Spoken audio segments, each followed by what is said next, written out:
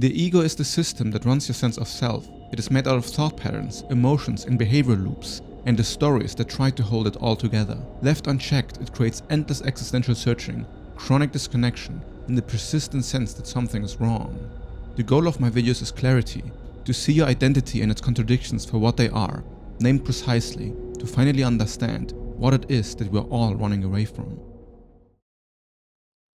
Awakening to the nature of existence sounds like something very cosmic.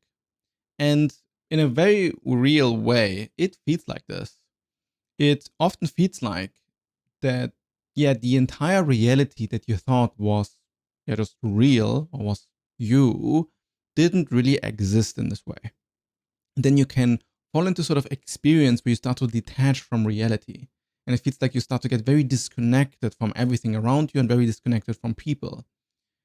And then there often comes this sort of integration period where you then, realize that you never were the human body and you are much closer to like sort of ghost of experience, like a bubble of consciousness and awareness that then experiences everything from its sort of bubble perspective.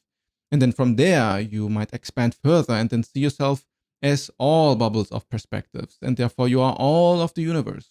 And if you want to go really crazy, you might use these, very forbidden words like God or, just very, very expanded states of being. And a lot of people get stuck somewhere there. And then they identify with awareness and they identify with consciousness as if they are more like awareness and consciousness and therefore can't die and are not really the body, and that the body is somewhat unnecessary and it's just like a vehicle and you are like controlling the vehicle of your body, but you're actually the consciousness or something. Now, this cannot be true, not as like the ultimate or only truth.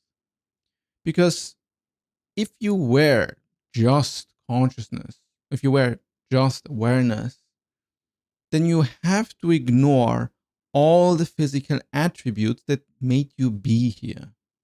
If you trust the scientific method, if you understand how evolution works, if you understand how physics works, how DNA works, how the brain works, then there must be a biological component to this, right? And this biological component is not a small aspect of how this thing functions. What you are is a biological machine.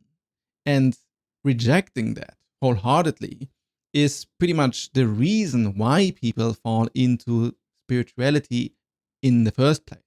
Because we do not like that we have bodies, we do not like that we feel pain, we do not like that we have to experience, and we do not like that we will have to die. So then saying that we are consciousness and awareness, and that awareness and consciousness is fundamental and will always cease even after our death is very comforting. And ignoring the part that there are really great reasons for this to be true, and that there are a lot of wisdom and spiritual traditions pointing to this idea, you must also acknowledge that there is a part of you that clings to these ideas, that identifies with consciousness, that identifies with awareness, or that identifies with being God. And any Buddhist would tell you, and I'm not really a Buddhist, but any Buddhist would tell you that the moment you say I am, you already kind of made the biggest cosmic mistake. This means that there's some part of your identity modeling that is clinging to some sort of foundation, that you can somehow grasp reality and put it into a little box and call it consciousness, or call it the self, or call it, whatever you want. And important is that this definition kind of separates you from the body. In this way, people over-identify with aspects that are outside of their body. And what this often causes is immense nervous system dysregulation, suppression of emotions, ignorance about, just how to live a healthy, body and mind, a lot of superstition. Like it makes people very ungrounded from the very real, very magical truth of biology. If you know how the body works in detail and how everything within you is basically there to regenerate all of these molecules so you can stay alive, and how your heart is pumping every moment of your life, and how your brain makes so many deep calculations, to say that you are not the body is the antithesis of what you actually are. It is not possible for you to be a human body and then say or claim with certainty that you are everything but that. Now, this is probably a very different video depending on how many of my past videos you have seen, because I sometimes argue for quite the opposite. And this is pretty confusing for people who have not learned to kind of embody paradox. Because in a very real way, of course, how are you supposed to be just your body, right? Like there's like a clear, let's say, spiritual component or soul-like component that goes on there, where you feel things. Like if you hurt your body, then the pain, it doesn't really happen in your body, right? Like, kind of, but it feels like that there's a you component there that is experiencing pain, that is experiencing these emotions, and it is clearly not located just within your own body. If you notice about, if you focus on the nature of sensations, then they are not bound to the body. They are something much more ethereal. That's why when you fall asleep and you start to dream, you can have very vivid and real dreams that feel very much embodied and feel completely like reality, but they're not reality at all. They're full of imagination.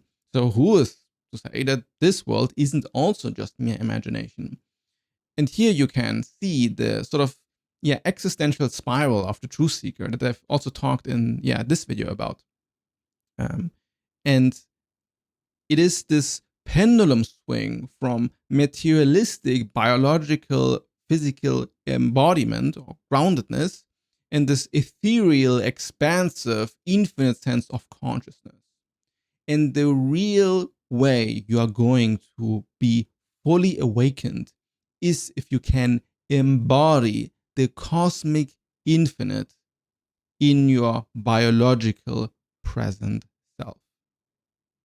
To be able to completely own the fact that you are infinite consciousness or expansive awareness, and fully own the fact that you are the body, and that you are this nervous system, and that you are this brain. To completely own the fact that you are not the body at all, that you are way, way, way deeper than just the mere body. And to completely own the fact that you are not some sort of cosmic consciousness at all, that you are not some infinite specter of cosmic dust, but you're just only here now in this physical representation of life.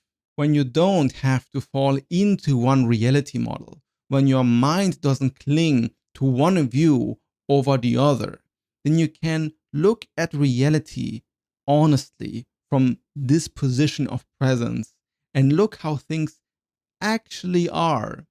And when you look at how things actually are, then your own body becomes the most obvious and striking truth.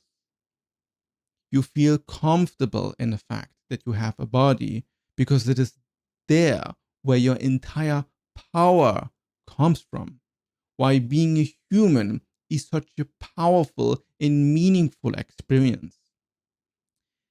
If you honor what you're feeling, and if you honor what your life has been like, when you do not run away from the vividness of your current experience, then this sort of infinite consciousness that people tend to want to escape towards becomes embodied in the present experience of now. Then there is no difference between some infinite consciousness out there and the infinite consciousness embodied in, this physical presence. There are certain stages where these things kind of blur and you get stuck in one vision over the other. And for this, it is very useful to figure out where your current nervous system is stuck at. I can help you through my ego architecture audits you can find in the link in the description.